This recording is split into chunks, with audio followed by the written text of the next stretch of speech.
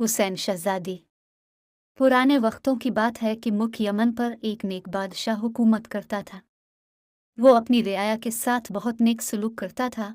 उसकी 4 बेटियां थीं, जिनमें से एक शहजादी बहुत हुसैन थी, जिसकी खूबसूरती पर बाकी शहजादियां नफरत करती थीं।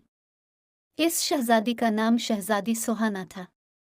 एक दफ़ा बादशाह किसी काम की गरज से बैरून मुल्क गया। उसने अपनी सारी बेटियों से उनकी ख्वाहिशात पूछे। इन 3 बहनों ने कीमती जेवरात लाने को कहा। जब बादशाह ने चौथी बेटी से पूछा कि अगर तुम्हें किसी चीज़ की ज़रूरत हो तो मुझे बता दो, शहजादी सुहाना ने कहा, मुझे एक गुलाब का फूल चाहिए। बादशाह कोई ना कोई बात भूल जाता था, इसलिए सिर्फ शहजादी सुहाना के लिए फूल ले आया, बाकी चीज़ें वो भूल चुका था। जब वो घर आया तो शहजादियां दरवाजे पर खड़ी बादशाह का इंतज़ार कर रही थी। जब बादशाह आया तो सिर्फ एक फूल के अलावा इसके पास कोई चीज़ न थी।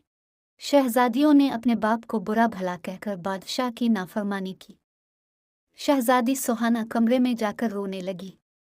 इसका बादशाह कमरे में आया, इसका फूल उसे दे दिया।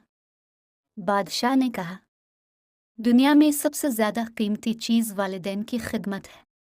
चुनांचे जब बादशाह दूसरी मर्तबा बैरून मुल्क गया तो सब ने अपनी अपनी चीज़ें लाने के लिए कहा, मगर शहजादी सुहाना इस पर खामोश रही। उसने सोचा कि इस बार कोई ऐसी बात ना हो कि जिससे मेरे बादशाह का दिल दुखे, तो बादशाह ने अपनी बेटियों के लिए जेवरात लिए।